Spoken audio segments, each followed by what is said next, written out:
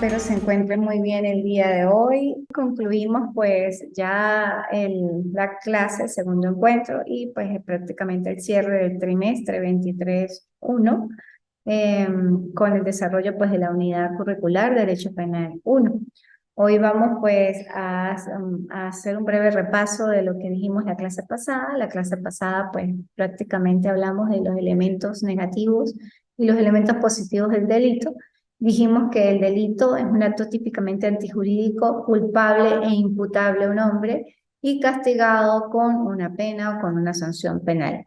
Acto típico antijurídico, culpable e imputable a un hombre y castigado con una pena o una sanción penal. ¿Por qué hablo de sanción penal? Porque pues también puede existir dentro del ámbito de jurisdicción especializada, llámese sistema de responsabilidad penal de adolescentes, alguna conducta antijurídica que genere delito, pero cometida por efectivamente un adolescente dentro del ámbito de aplicación de la ley de 14 y menos de 18 años. No se le aplicarían penas, sino se le aplicarían sanciones.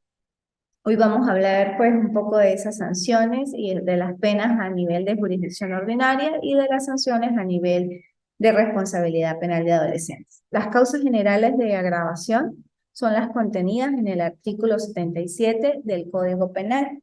Vamos a revisar lo que dice el artículo 77 del Código Penal, que la vigencia más remota es la del 2005.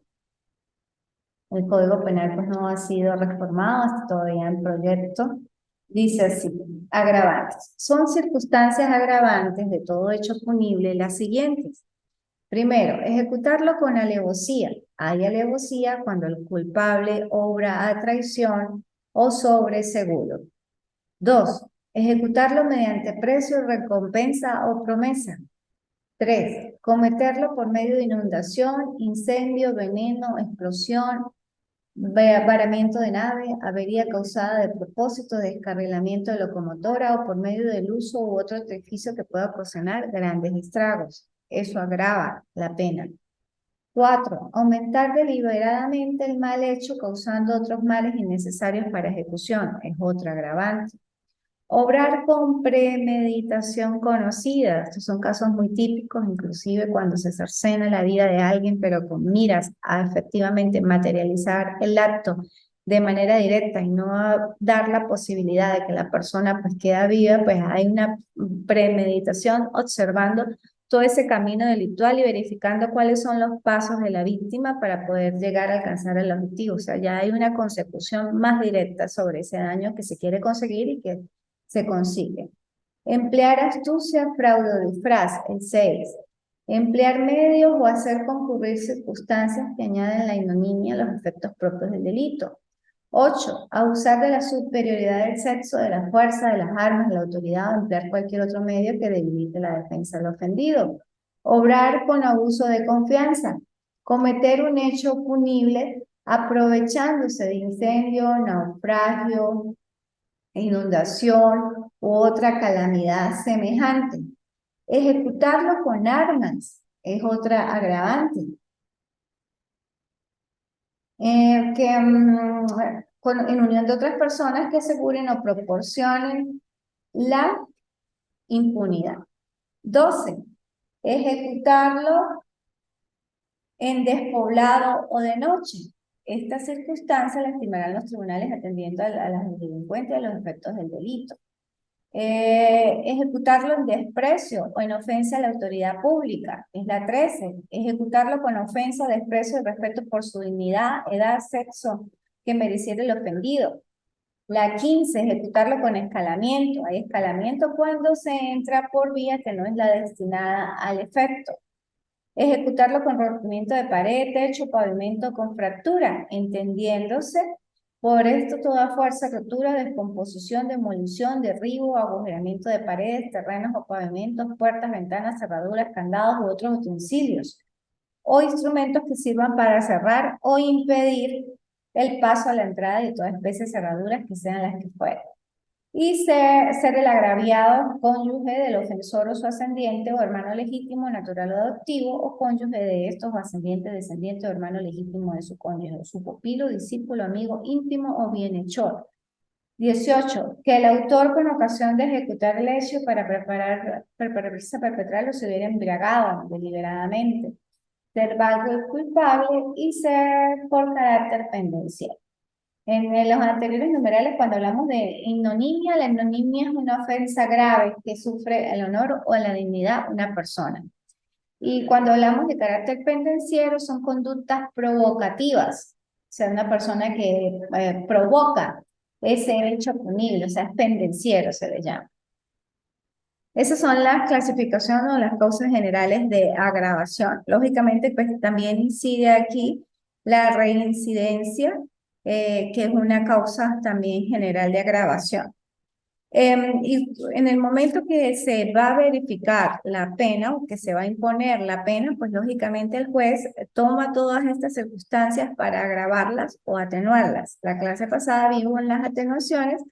Estas son las formas de agravar la pena. ¿Qué significa agravarla? Pues no, o subirle el término, la pena, claro, sin pasar de los límites establecidos entre el término inferior y entre el término máximo, o no hacerle rebajas establecidas, dependiendo de cada caso particular. Recuerden que cada caso, en el momento de cometer una persona determinado hecho punible, son particulares. Si bien existe un tipo penal que encuadra en esa conducta antijurídica que generó el delito, cada caso tiene su propia connotación, con sus propios aspectos, con sus propios elementos.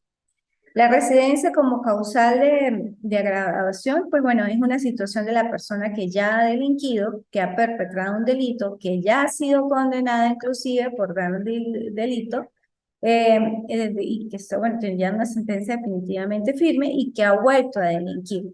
Ha perpetrado otro delito, un nuevo delito en las circunstancias y condiciones. Sin embargo, pues por modos operantes muchas veces se aplica la residencia solamente con el hecho de estar en proceso. Si un adulto se le incurrió en determinado hecho delictivo, por decir un robo agravado, salió en libertad bajo medidas cautelares, bueno, por el tiempo que estaba detenido, no se le ha hecho juicio y posteriormente a los 2 o 3 meses vuelve a cometer otro hecho delictivo, pues se aplica un poco la residencia en cuanto a que no se le va a dar una medida cautelar. Se le priva más bien de libertad porque, bueno, ya se ve un patrón de comportamiento de esa persona dirigida a delinquir. Entonces, lógicamente, al observar ese comportamiento delictuoso, pues no se le da la posibilidad de que siga en libertad, porque ya su conducta, lógicamente, es desviada. Esa es las formas como pues, los jueces estiman los casos de reincidencia. En materia de adolescentes, como les decía, no podemos hablar de penas, sino hablamos de sanciones. Y allí pues no se agravan las sanciones, ni se atenúan las sanciones. En materia de adolescentes, la sanción más gravosa es la privación de libertad, y que es hasta 10 años, de 6 a 10 años, dependiendo del catálogo de delitos que infrinja, del 628 de la Ley Especial, de la Ley Orgánica para la Protección de los Niños, Niñas y Adolescentes. Y dependiendo pues de ese ilícito, se le coloca la sanción privativa hasta 10 años. En materia de adolescentes, como no existe concurso real o concurso ideal de delitos, tampoco hay dosimetría penal, pues no se le aplica en este tipo de situaciones como a los adultos. Los adultos sí se le puede sumar en un mismo hecho la violación de diferentes tipos penales, por decir, si robó, aparte de que robó, cercenó la vida de alguien y en ese mismo robo agravado y también tenía un porte, entonces su calificación sería homicidio calificado, homicidio u homicidio por motivos fútiles o innobles en la perpetración de un robo agravado y porte ilícito de arma. Esa sería una calificación. Entonces, le están dando homicidio por motivo, homicidio intencional simple por motivos fútiles e innobles en la perpetración de un robo agravado, o sea, porque mientras que estaba robando, mató, cercenó la vida, y aparte el arma con que lo mató, bueno, tenía porte ilícito de arma de fuego. Y pues esos son, un mismo hecho viola tres tipos penales. Ahí hay concursos de delitos y lógicamente hay dosimetría penal. En el momento de valorar y de resolver a través de una admisión de hecho en una sentencia, pues el juez va a valorar todos estos aspectos para agravar, atenuar o fijar un límite inferior, un límite medio entre esas penas.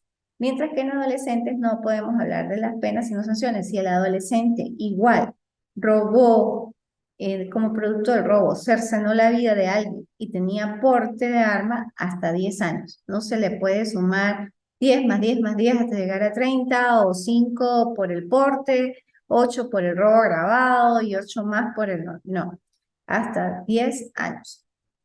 En materia de adolescentes, pues también existen sanciones no privativas de libertad, como las reglas de conducta, la libertad asistida, la orientación verbal y educativa, la semilibertad, que son sanciones, pues como los indiqué, no privativas de libertad, pero que lógicamente el adolescente debe cumplir ciertas condiciones en cuanto a las reglas de conducta, pues prohibiciones de hacer o no hacer.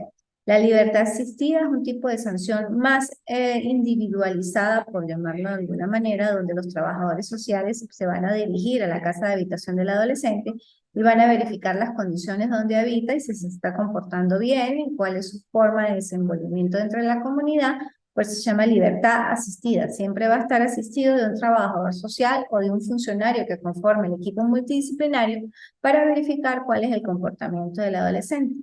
Los servicios a la comunidad, como su término lo indica, pues son labores de interés comunitario de carácter gratuito que el adolescente hace dentro de su comunidad, dentro de su sector, dentro de donde vive, o de algún recinto que el juez o jueza considere que debe permanecer o limpiar o hacer algún tipo de actividad social y pues lo incluye en ese programa. Esos servicios a la comunidad pues son hasta 6 meses. Y la semilibertad, que es muy parecido a los beneficios procesales que hay en adultos, destacamiento de trabajo, régimen abierto, que el adolescente durante el día sale a trabajar o a estudiar y en la noche pernota dentro de la entidad. Son diferentes totalmente las instituciones. Y no, como les indiqué, no se pueden llamar penas, sino son sanciones privativas o no privativas de libertad que no se les aplica ni las causas de atenuación ni las formas de agravación de las penas contempladas en el Código Penal. Solamente son pautas para la aplicación de la sanción, pero no me voy a extender en eso porque eso es otra materia y eso o ustedes lo verán luego en proyecto de investigación o en seminario de justicia penal juvenil. Seguimos entonces con el intercrímenes. El intercrímenes o camino delictivo, eso aplica para ambas jurisdicciones, para jurisdicción ordinaria y para jurisdicción especializada. ¿Qué se entiende por intercrímenes? La serie de etapas, de fases por las cuales atraviesa la vida del delito. Desde el momento en que el sujeto activo concibe la idea de perpetrarlo hasta la consumación del delito. Ese es el llamado intercrímenes o camino delictual. Desde que está en el pensamiento hasta que logra exteriorizarlo y posteriormente en esa exteriorización lo materializa. Y lógicamente lo materializa, lo ejecuta, lo perpetra. Lógicamente que dentro de esos intercrímenes o en ese camino delictual, los actos deliberativos o de pensamiento no son punibles. Una persona que supongamos tenga la idea de hurtar y tenga dentro de su pensamiento de que le gustó determinado bolso, determinado de aquella tienda y le gustaría obtenerlo y hasta se le viene a la mente, bueno, la posibilidad de hurtárselo, pero no lo hace, no puede ser castigada. Ni siquiera exteriorizó su conducta de pensamiento punible, o sea, y en todo caso desviado, eso, a exteriorizarlo en el mundo. Lógicamente, por los pensamientos que tengamos, no nos pueden castigar. Entonces, mientras que una persona no exteriorice sus pensamientos desviados, porque lógicamente una persona que tenga ganas de hurtar o de cercenarle la vida a otro, o de ultrajar o de robar, pues lógicamente tiene un pensamiento desviado, tiene una conducta desviada interna que no es una conducta la más idónea, sino es una conducta antijurídica, por decirlo. Es una conducta antijurídica que es antagónica, que hablábamos de los elementos del delito que efectivamente para que se configure el delito tiene que haber antijuricidad, y la antijuricidad enmarca esos comportamientos contrarios al buen proceder, al orden, a lo recto. Y al ser contrarios, pues lógicamente tienden a ser desviados. Si una persona por sus pensamientos desviados o por sus pensamientos antijurídicos, pero si no los exterioriza, no puede ser castigado. Puede ser que con la transformación del derecho y a medida que evolucionamos, pues existan, como hoy en día ya se está avistando en los estudios neurociencias y neuroderecho, que probablemente pues llegaremos en algún momento donde existan escáneres cerebrales solamente por pasar y verificar. Pero hasta que la persona, y en eso hay que ser enfático, no materialice, no puede ser castigado por sus pensamientos, independientemente de que el cerebro pueda proyectar una conducta antijurídica. O sea, hay que pensar más allá de lo evidente. O sea, en eso tenemos que ser pues bastante, sí, fuertes y enfáticos, porque los conductos de pensamientos, mientras que no se penalizan, no pueden ser penalizados. Igualmente, pues bueno, ya los actos preparatorios tampoco, pues bueno, son impunes, porque usted puede comprar, supongamos, una escalera, puede comprar un martillo, puede comprar una soga, herramientas de bricolaje como tal, y no con eso quiere decir que usted o va a hacer sanarle la vida a alguien o va a hurtar con escalamiento, que se va a subir en la casa de su vecino con la escalera y que va a entrar en la noche al techo. No necesariamente, entonces tampoco, o sea, los actos preparatorios o sea, no son punibles, no son impunes, porque, o sea, usted puede comprar una escalera para cualquier cosa, para pintar su casa, no para hurtar. También, ya por lo menos aquí en Venezuela, nosotros no tenemos venta de armas así a diestra y siniestra, pero, o sea, ya conseguir un arma, aunque una persona tenga un arma, tampoco significa que va a cometer un delito. No, son actos que, bueno, si no tiene el porte debido, lógicamente sí está cometiendo un delito porque es porte ilícito de arma.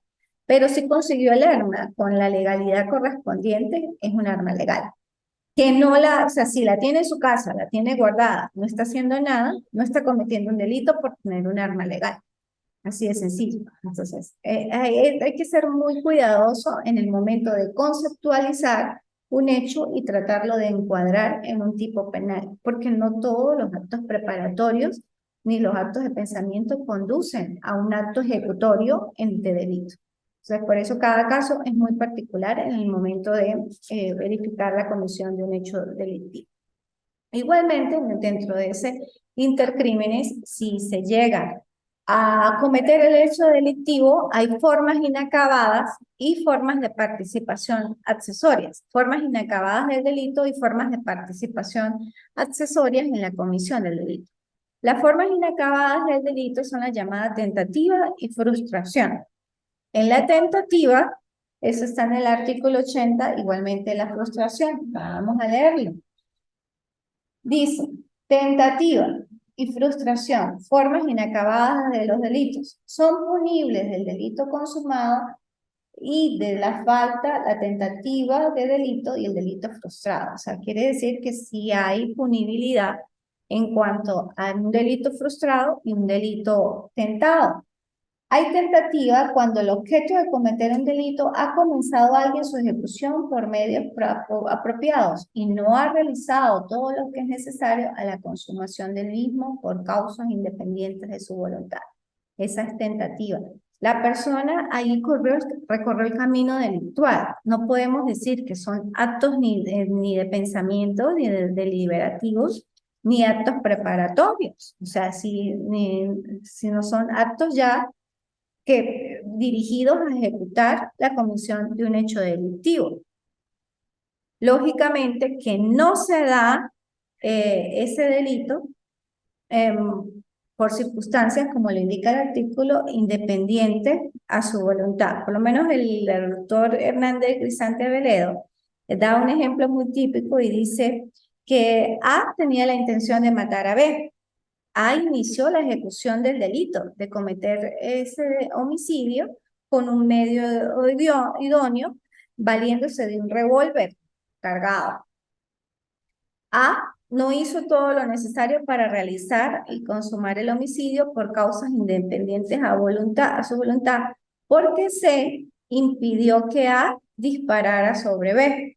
Si C no se hubiese interpuesto entre A y B, o sea, lógicamente A habría matado a B. Entonces, es algo independiente a la voluntad, pero es un delito no consumado y es tentado. Existe frustración, y eso también está en el artículo 80, cuando alguien ha realizado con el objeto de cometer un delito todo lo que es necesario para consumarlo y sin embargo no lo ha logrado por circunstancias independientes a su voluntad. Esa es otra cosa que, o sea, que puede ser hasta o sea, tiende a, el límite entre la tentativa y frustración es una línea muy delgada para poder saber cuándo hay tentativa y cuándo hay frustración, porque aquí me está diciendo no lo ha logrado por circunstancias independientes a su voluntad. Y la tentativa ha hecho todo lo que es necesario para consumarlo, pero no lo ha logrado por causas innecesarias. Es mínimo. En este caso es un ejemplo típico cuando la persona efectivamente tiene actos deliberativos, actos preparatorios, ha llegado, compró el arma y demás. Pero el arma que pasó en el momento que disparó, se encasquilló. O sea, no salió la bala. O sea, o habiendo salido, ¿verdad? No lo comprometió un órgano vital también. O sea, supongamos, disparó, pero es producto de su euforia, mala puntería y demás, le dio al pecho y no llegó al corazón, o no comprometió ni siquiera los pulmones, sino una zona blanda, algún músculo. O sea, tenía la intención de matarlo, pero no lo logró por causas independientes a su voluntad. En este caso hay frustración. No hay homicidio intencional simple, no hay homicidio intencional, supongamos, calificado, porque, o sea, no hubo la consumación total de ese delito. O sea, la persona no falleció, no hubo un cercenamiento de la vida. La persona sigue aún viva, pero porque efectivamente, pues, tuvo mala puntería, vamos a ponerlo así. Lógicamente hay homicidio frustrado. Inclusive con los casos típicos hubo hace tiempo aquí en el Táchira un homicidio de alguien que llegó y no fue homicidio, pero sí tenía la intención de matarla, le colocó gasolina, querosén y lo prendió en fuego. O sea, tenía la intención de matarlo, pero no se murió, pero hubo homicidio intencional en grado de frustración. Posteriormente, pues fallece y ahí sí se cambia la calificación a homicidio intencional, porque fallece producto de las quemaduras. Entonces cambió la calificación, pero al inicio fue frustrado porque la persona todavía estaba viva. Entonces también la línea entre la tentativa y la frustración como forma inacabada son muy cortas y lógicamente hay que revisar el contexto para poder encuadrar y determinar cuándo hay tentativa y cuándo hay frustración. Ahora bien, el Código Penal también me habla de las formas de participación accesorias del delito. Y estas formas de participación accesoria pues son las llamadas colaboraciones que existen en el momento de cometer hechos delictivos. Puede ser coautoría, cooperador o facilitadores. Eso está en el artículo 83.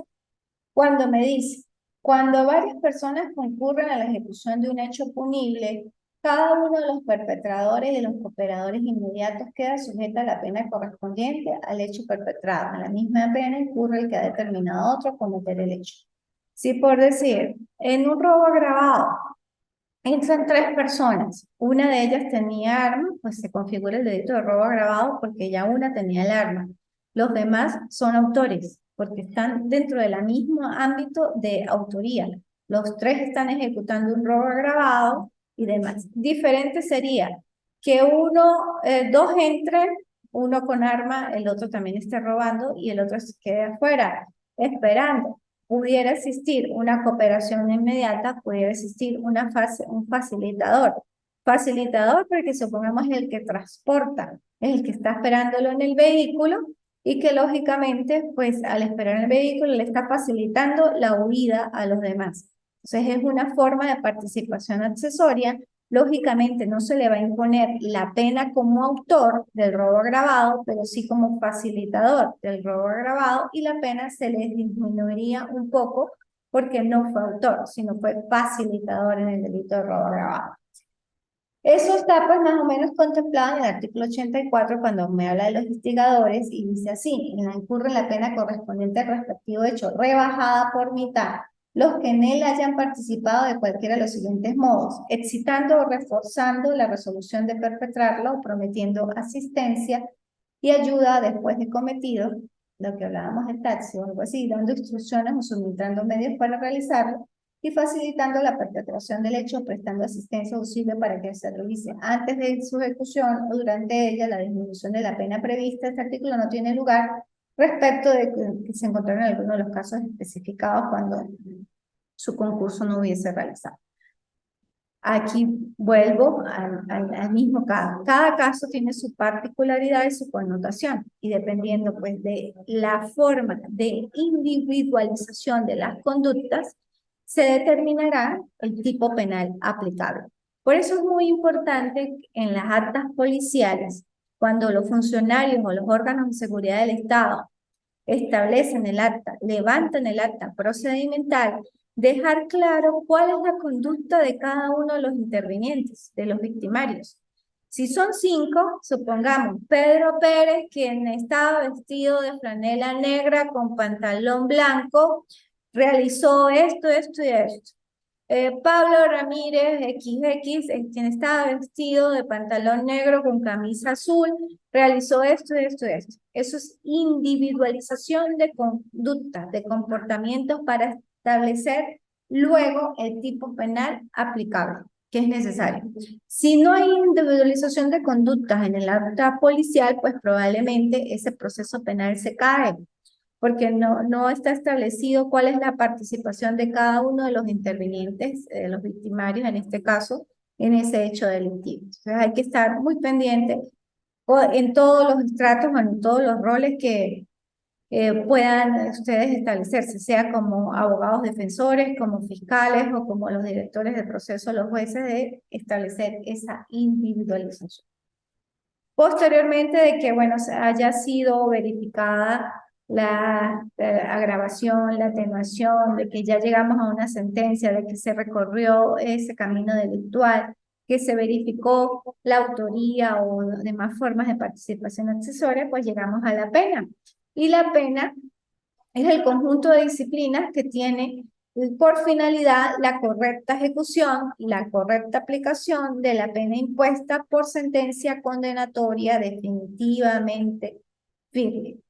La pena pues está establecida lógicamente en esa sentencia, en esa resolución definitivamente firme, y es la que va a ejecutar, pues en este caso, el Tribunal de Ejecución. Dependiendo de la pena, pues va, y dependiendo del delito, la pena se aplica con base al delito, pues se le hará uso de los beneficios procesales que alguien tenga al término de lo que haya cumplido, 1/3, 2/3, 3/4, dependiendo, como le dije, del delito, que eso ya sería en ejecución, verificando el tiempo que cumpla para redimir y de las labores que él haga dentro del recinto carcelario.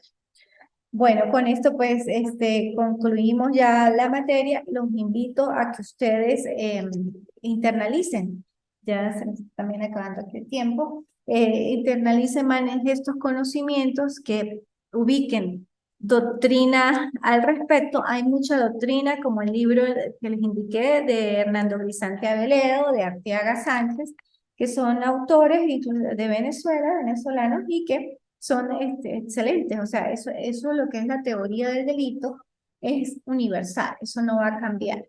Eso se mantiene porque son las formas y los elementos más congruentes para verificar que efectivamente existe un delito. Y de los elementos del delito, pues se desprende todo lo demás, y que es la llamada teoría del delito. Ajá, la frase para la actividad 3 es la siguiente: solo hay dos caminos, la benevolencia y el egoísmo. Solo hay dos caminos, la benevolencia y el egoísmo. Solo hay dos caminos, la benevolencia y el egoísmo. Esto lo dijo Confucio. Confucio, filósofo chino. Confucio. Esa es la frase para la actividad 3. Y la frase para la actividad 4 es la siguiente. ¿Me pides un consejo para toda la vida? ¿Me pides un consejo para toda la vida? ¿Me pides un consejo para toda la vida? Perdonar a los demás y no hacer a nadie lo que no quiera que te hagan a ti. Perdonar a los demás y no hacer a nadie lo que no quieras que te hagan a ti. Perdonar a los demás y no hacer a nadie lo que no quieras que te hagan a ti. Eso lo dijo también Confucio. Bueno, hasta aquí la clase por este trimestre. ¿Alguna pregunta, Neira, que estás conectada? Gracias, todo muy claro, de verdad. Me alegro. Cuídese mucho y estoy a su orden.